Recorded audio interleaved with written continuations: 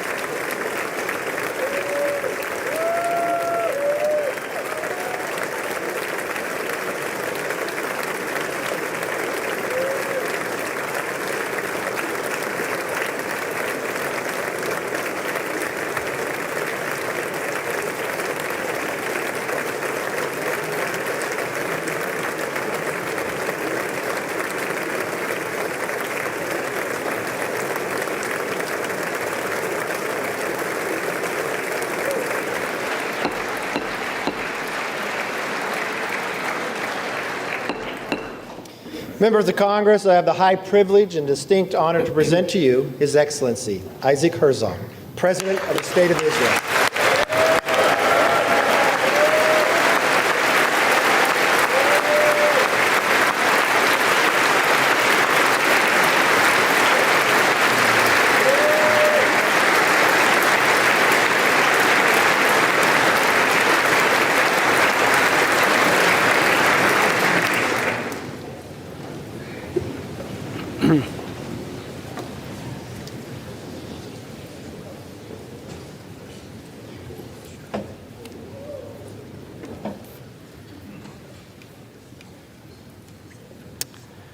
Madam Vice President, Mr. Speaker, on November 10th, 1987, I was sitting at home with my wife, Michal, expecting our first child. We were watching the first Israeli president invited to address a joint session of Congress in honor of Israel's 40th Independence Day. That president was my father.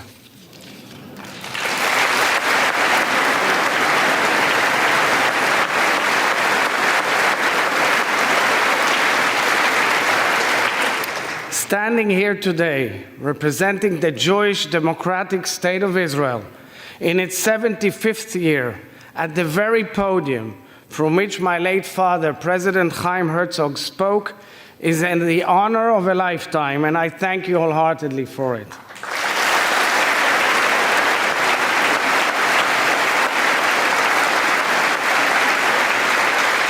I was born and raised in Israel, but my father's diplomatic post at the United Nations brought my family to New York in the 1970s. During high school, I volunteered with the Legal Aid Society for the Elderly in Brooklyn, New York. I volunteered with the impoverished and the underprivileged elderly, including war veterans and Holocaust survivors who gave their best years to the country they loved. My mentor at the organization was a subtle, reserved professional. She was strictly business. The moment she broke character has remained with me for almost 50 years. It was the day she told me the love of her life died fighting for Israel. Her fiancé, a tall, bright American Jewish boy, was inspired by the Zionist dream and the Jewish people's desire for independence. He voluntarily boarded a ship to Haifa, fought in the Israeli military, and fell in the battle for Israel's independence just weeks before their wedding. Although decades had gone by and she rebuilt her life, the cracks in her heart remained. That moment in which I learned of the life he gave for the State of Israel spoke to the very core of the bond forged between the people of the United States and the people of Israel. How the nations we built overcame loss. How deeply our stories complement each other's. How far we have all come together. Speaker McCarthy, I thank you for hosting this festive joint session of Congress celebrating the first 75 years of Israel's independence. Just a few weeks ago, During your first trip abroad as speaker, you honored the Israeli people by addressing the Knesset in Jerusalem, the capital of the State of Israel and the Jewish people. Your sincere expression of friendship on behalf of the United States of America truly resonated with the Israelis. Thank you.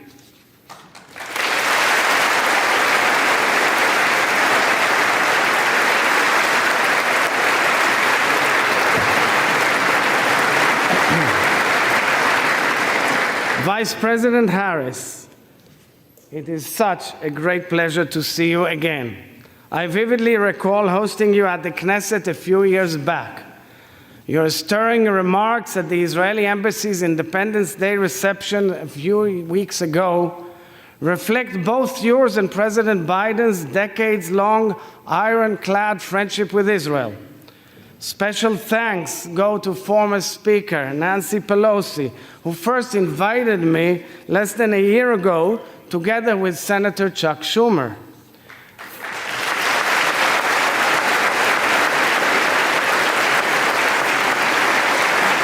And special thanks to dear friends, Senate Minority Leader Senator Mitch McConnell and House Minority Leader Congressman Hakeem Jeffries for this bipartisan, bicameral invitation.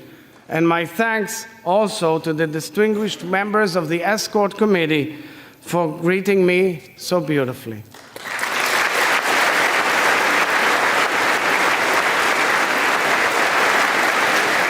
Mr. Speaker, dear friends, in Jewish weddings, a glass is placed on the ground, intentionally stomped on. This ritual evokes the destruction of our temple in Jerusalem 2,000 years ago. Only after the glass is broken, the celebration can truly begin. Amidst the most joyous occasions in the lives of two individuals who have come together to build something whole, we recall what was once broken in our nation. Thus, the bitter blends with the sweet. Today, the Hebrew calendar points to the first day of the month of Av. In Jewish tradition, this is a somber period in which we mourn the loss of our sovereignty. Jewish communities all over the world lament the beginning of our national exile, where throughout 2 millennia, we continuously expressed a spiritual connection to our ancestral homeland, a longing to return home and regain our independence.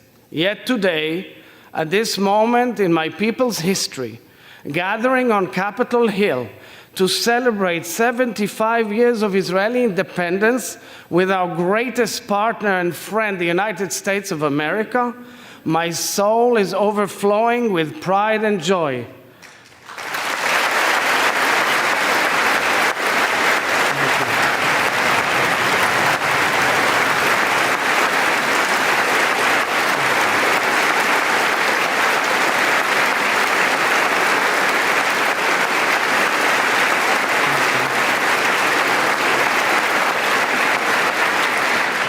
The people of Israel are grateful to no end for the ancient promise fulfilled and for the friendship we have forged.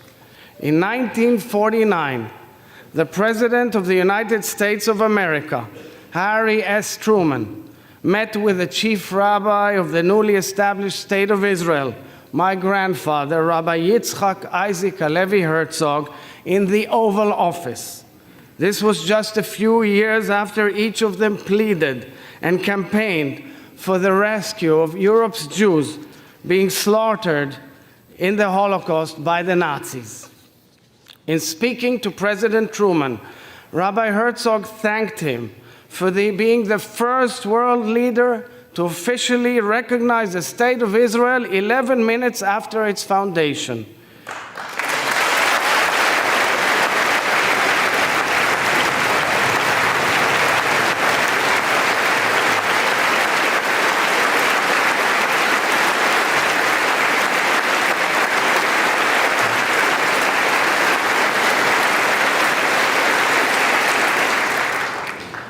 He spoke, Rabbi Herzog, of the divine providence that destined President Truman to help bring about the rebirth of Israel after 2,000 years of exile. Witnesses of the encounter recalled tears running down President Truman's cheeks.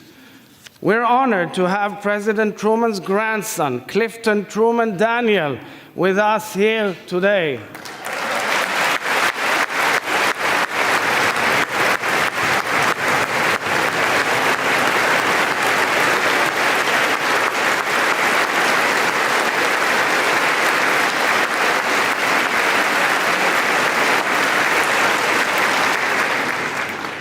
When the State of Israel was established in 1948, the land which the Almighty promised Abraham, to which Moses led the Israelites, the land of the Bible, of milk and honey, evolved into an exquisite land of democracy. Against all odds, the Jewish people returned home and built a national home which became a beautiful Israeli democracy, a mosaic of Jews, Muslims, Christians, Druze and Circassians, secular, traditional, and Orthodox, of all denominations, of all possible views and lifestyles. A land which welcomed the ingathering of exiles from over 100 nations. A land which became the startup nation, a bustling hub of innovation and creativity, social action and intellectual discovery, spiritual awakening and business ventures, scientific ingenuity, and life-saving medical breakthroughs. We built a nation-state which has faced relentless war, terror, and delegitimization since its birth. A country fighting to defend itself from enemy and foe, yet whose citizens continue to greet each other with the word peace, Shalom, a country which takes pride in its vibrant democracy, its protection of minorities, human rights and civil liberties as laid down by its parliament, the Knesset, and safeguarded by its strong Supreme Court and independent judiciary.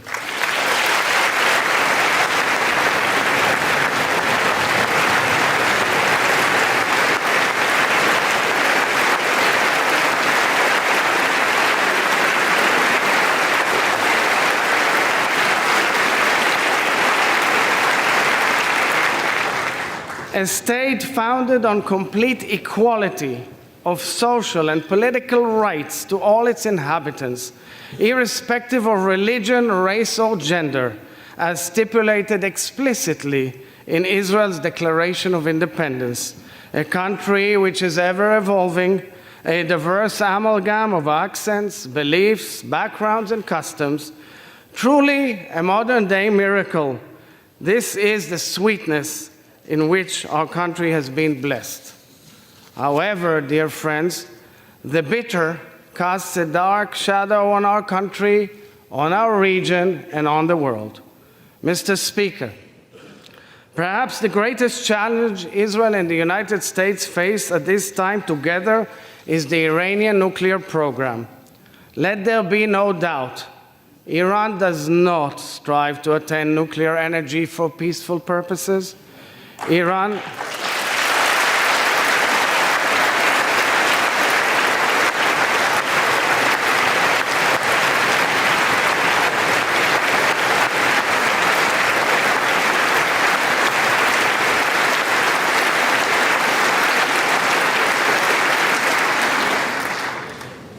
is building nuclear capabilities that pose a threat to the stability of the Middle East and beyond.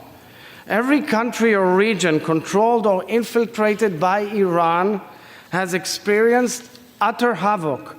We have seen this in Yemen, in Gaza, in Syria, in Lebanon, in Iraq.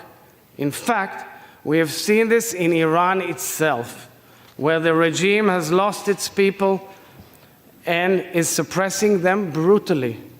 Iran has spread hatred, terror, and suffering throughout the Middle East and beyond, adding fuel to the disastrous fire and suffering in Ukraine.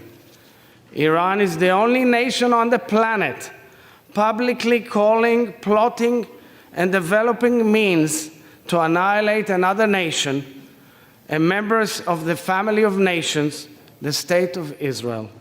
Israel has no border with Iran. Israel has no resources contested by Iran.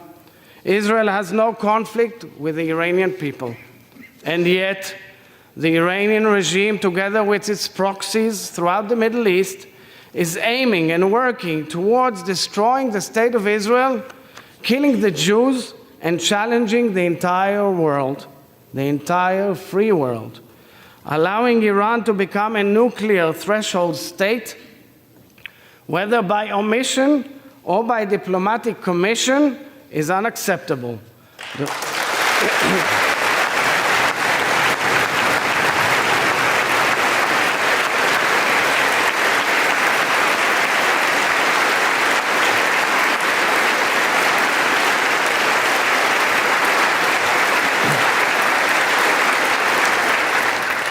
The world cannot remain indifferent to the Iranian regime's call to wipe Israel off the map. Tolerating this call and Iran's measures to realize it is an inexcusable moral collapse. Backed by the free world, Israel and the United States must act forcefully together to prevent Iran's fundamental threat to international security. I am here to reiterate what every Israeli leader has declared for decades. The State of Israel is determined to prevent Iran from acquiring nuclear weapon capabilities.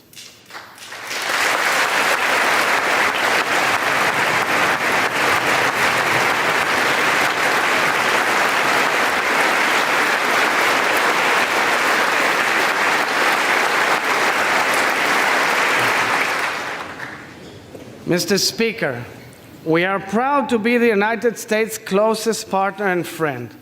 We are grateful to the United States for the necessary means you have provided us to keep our qualitative military edge and to enable us to defend ourselves by ourselves. This reflects your ongoing commitment to Israel's security. We are also tremendously proud that ours is a two-way alliance in which Israel has been making critical contributions to the national security interests of the United States of America in numerous ways. Thank you, dear members of Congress, for your support of Israel throughout history and at this critical moment in time.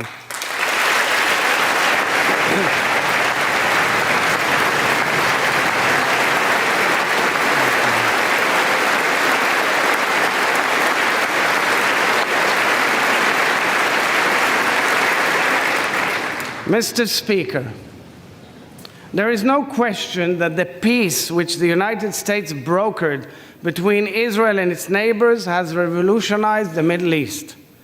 The historic peace treaties with the Arab Republic of Egypt and the Hashemite Kingdom of Jordan have demonstrated the many blessings of opting out of the cycle of war. Both Jordan and Egypt have contributed tremendously to solidifying the precious peace and enhancing our region's stability and well-being. 3 years ago, the Abraham Accords realigned our imaginations and our nation and our region. Israel eagerly welcomed the United Arab Emirates, the Kingdom of Bahrain, and the Kingdom of Morocco into an exclusive warm peace between our peoples. Since signing the accords, over 1 million Israelis have visited the Abrahamic nations, a clear expression of our will to become integrated in the region. This is a peace anchored in trust, hope, and prosperity, a true game changer. Each of these historic agreements, which have altered the trajectory of the Middle East, was facilitated by our greatest friends, the United States of America. Israel's hand is extended and our heart is open to any partner in peace, near or far. Israel thanks the United States for working towards establishing peaceful relations between Israel and the Kingdom of Saudi Arabia, a leading nation in the region and in the Muslim world. We pray for this moment to come. This would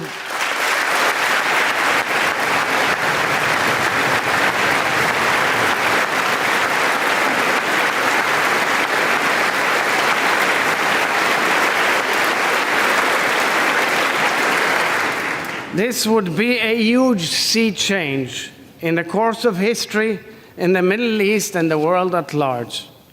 My deep yearning, Mr. Speaker, is for Israel to one day make peace with our Palestinian neighbors.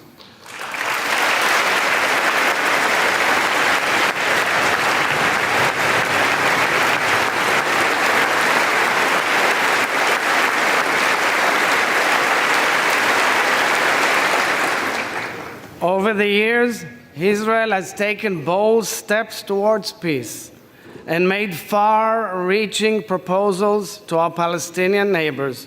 However, true peace cannot be anchored in violence, notwithstanding the deep political differences and the numerous challenges that surround the Israeli-Palestinian conflict and relations, and I do not ignore them.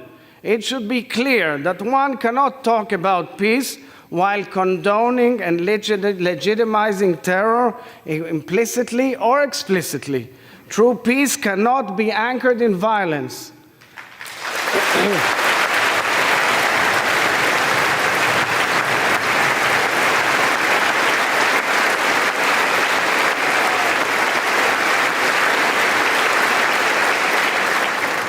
Palestinian terror against Israel or Israelis undermines any possibility for a future of peace between our peoples. Israelis are targeted while waiting for buses, while taking a stroll on the promenade, while spending time with their family. At the same time, successful terror attacks are celebrated, terrorists are glorified, and their families are financially rewarded for every Israeli they attack. This is inconceivable. It is a moral disgrace. Terror is not a bump in the road. Terror is hatred and bloodshed. It contradicts humanity's most basic principles of peace. Israel cannot and will not tolerate terror, and we know that in this we are joined by the United States of America.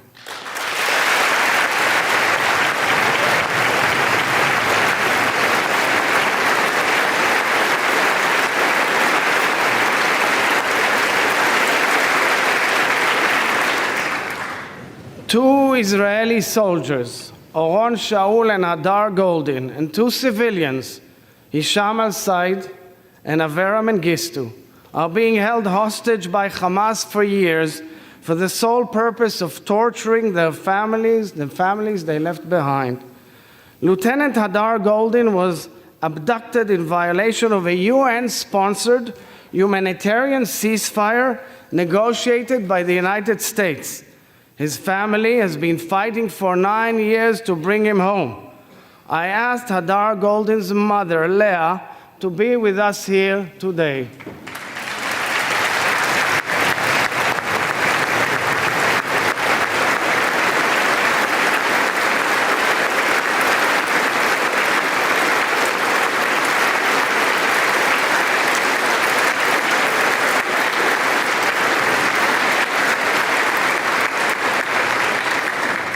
We pray for her son's return, as well as the 3 other Israelis. We pray for the fulfillment of Isaiah's prophecy. Nation shall not take up sword against nation, neither shall they know war anymore. The younger generation of Israelis and Palestinians deserve better. They are all worthy of a future to look towards, a future of peace and prosperity, a future of hope, and I'm wholeheartedly committed to this vision, a vision of hope and peace, true peace, without any terror.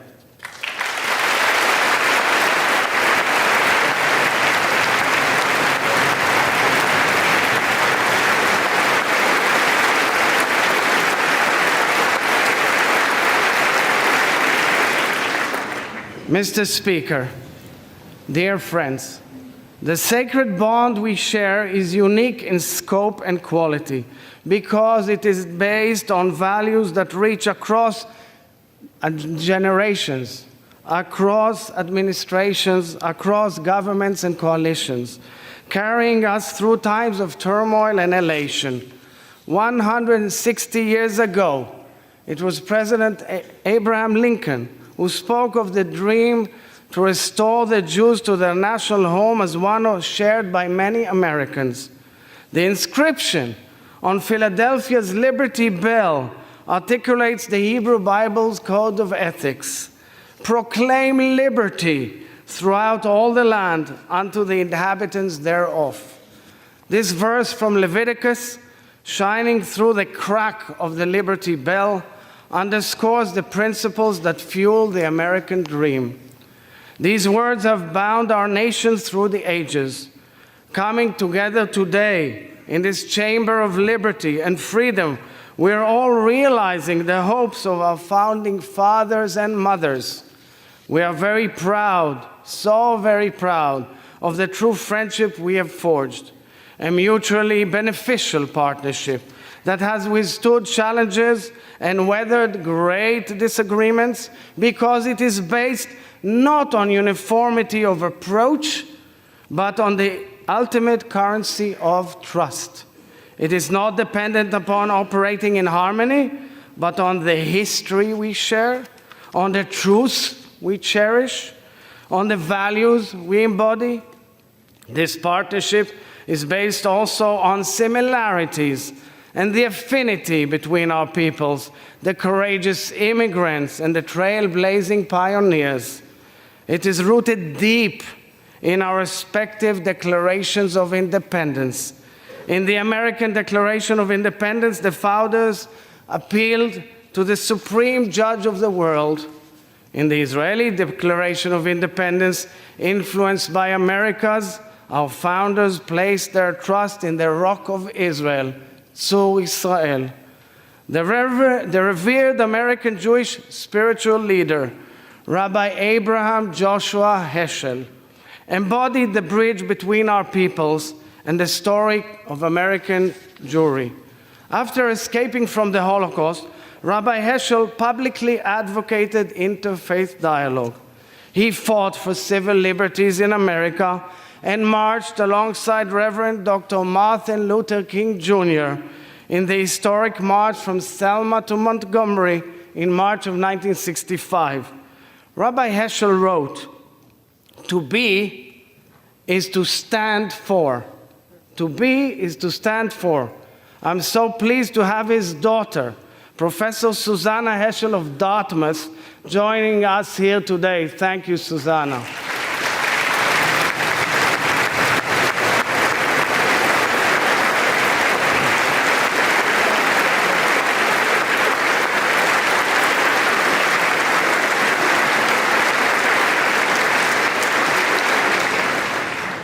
Susanna, your father reminds us that the principles we defend make us what we are. Ultimately, Israel and the United States stand, and indeed have always stood, for the same values. Our two nations are both diverse, life-affirming societies that stand for liberty, equality, and freedom. At our core, both our peoples seek to repair the cracks in the world. Having said this, I'm really well aware that our world is changing. A new generation of Israelis and Americans are assuming leadership roles. A generation that was not privy to the hardship of Israel's formative years. A generation that is less engaged in the roots that connect our peoples. A generation that perhaps takes for granted the US-Israel relationship. Yet, at this moment, I am optimistic, because to me it is clear that the shift in generations does not reflect changing values, nor does it indicate changes in our interests. When the United States is strong, Israel is stronger.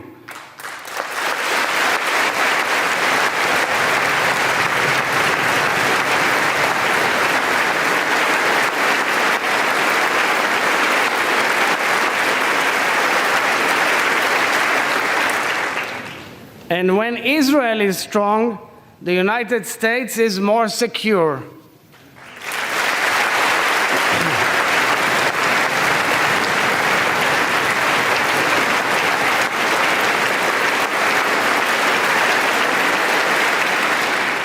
Today, my dear friends, we are provided the opportunity to reaffirm and redefine the future of our relationship.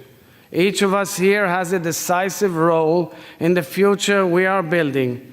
Many of the challenges Israel and the United States face are similar.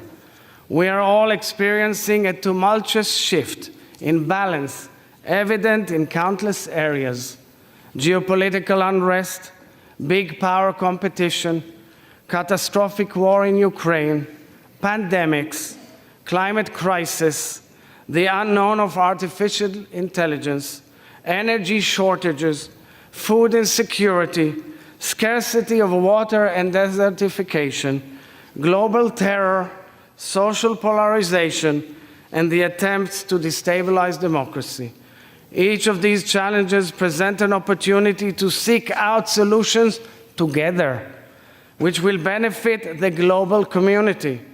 Israel has the ability to contribute in a unique, significant fashion to addressing these challenges. Israel and the United States are world leaders in aiding countries whose peoples have suffered. Our collaborative capabilities, coupled with our mutual beneficial partnership, are the key to the future of our children. To us, it is clear that America is irreplaceable to Israel and Israel is irreplaceable to America.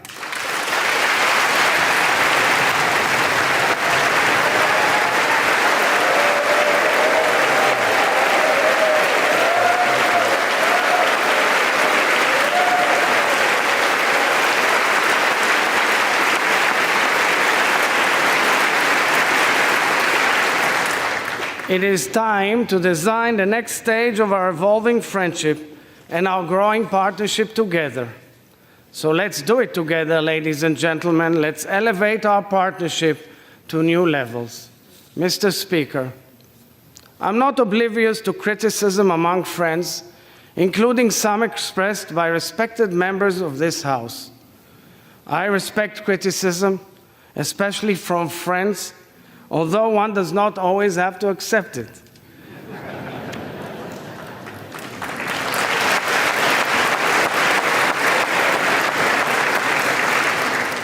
But criticism of Israel must not cross the line into negation of the State of Israel's right to exist.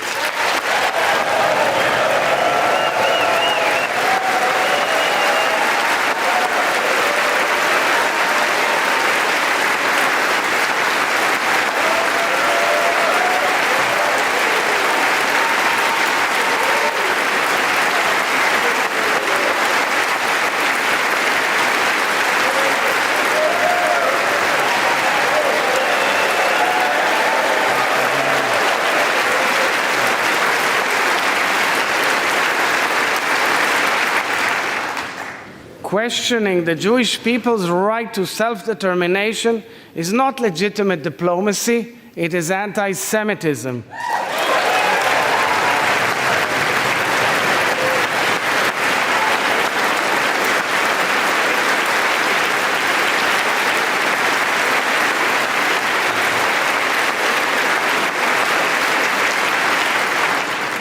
Vilifying and attacking Jews, whether in Israel, in the United States, or anywhere else in the world, is anti-Semitism. Anti-Semitism is a disgrace in every form, and I commend President Joe Biden for laying out the United States' first ever national strategy to combat anti-Semitism.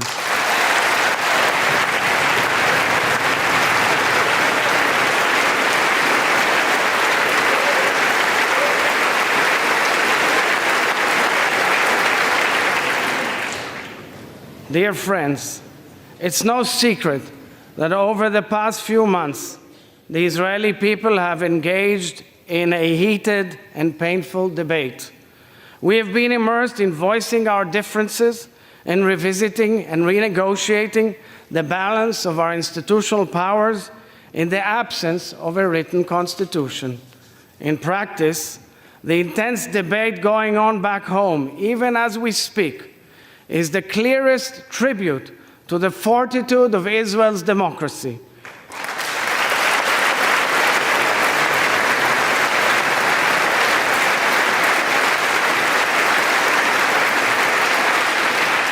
Israel's democracy has always been based on free and fair elections, on honoring the people's choice, on safeguarding minority rights, on protection of human and civil liberties, and on a strong and independent judiciary.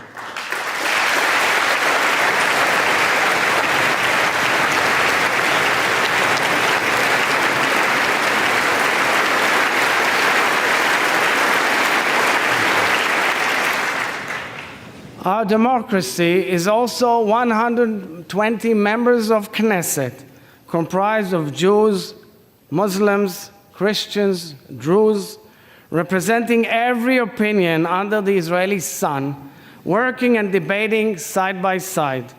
Our democracy is also late Friday afternoon, when the sound of the muezzin calling to prayer blends with the siren announcing the Sabbath in Jerusalem, while on one of the largest and most impressive LGBTQ pride parades in the world is going on in Tel Aviv.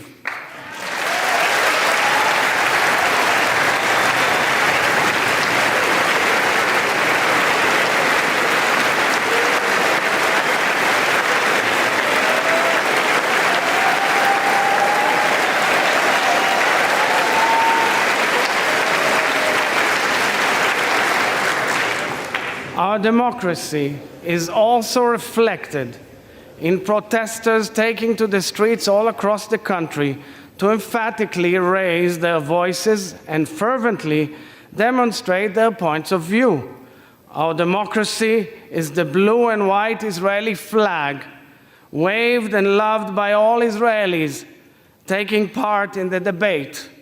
I am well aware of the imperfections of Israeli democracy, and I'm conscious of the questions posed by our greatest of friends. The momentous debate in Israel is painful and deeply unnerving because it highlights the cracks in the whole, within the entire whole.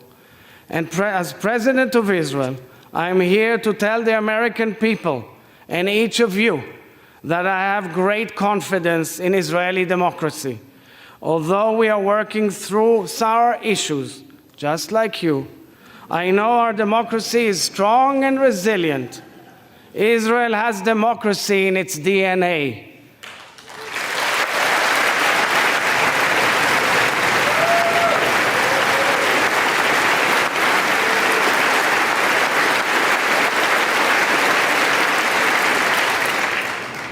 I am deeply mindful of the challenge which this moment presents to Israeli society, and I've made it the priority of my presidency to play a leading role in this critical and emotional public discussion.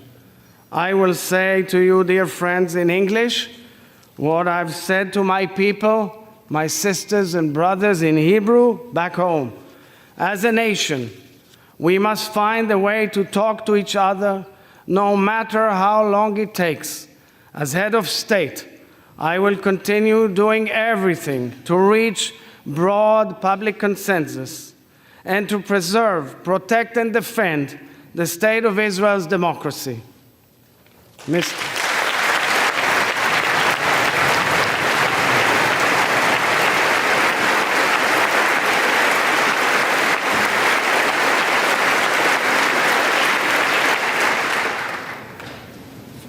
Dear friends, for so many Israelis, this very public debate is also very personal.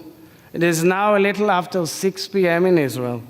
They will sit down to dinner together besides family or friends with whom they may severely disagree, but they are and they will always remain family.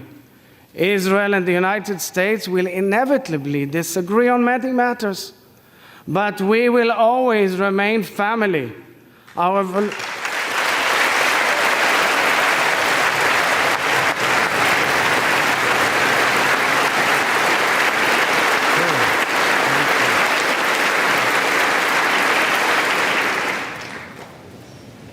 Our evolutionary societies have so much to give to the world and so much to learn from each other. Our bond may be challenged at times, but it is absolutely unbreakable.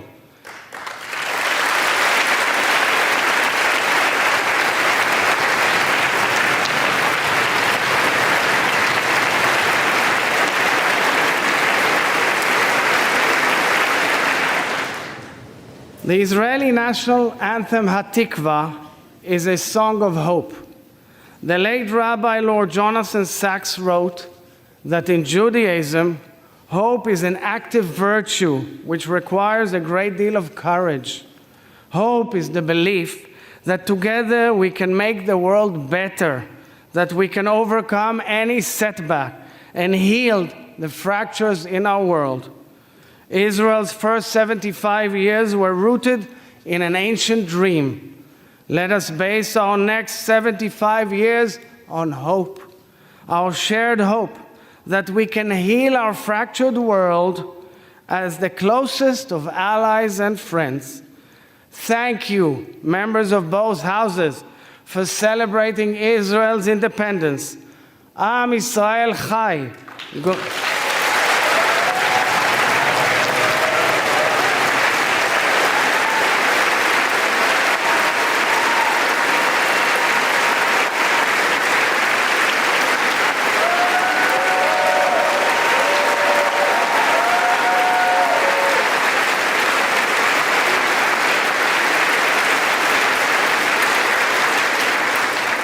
God bless the state of Israel, and God bless the United States of America.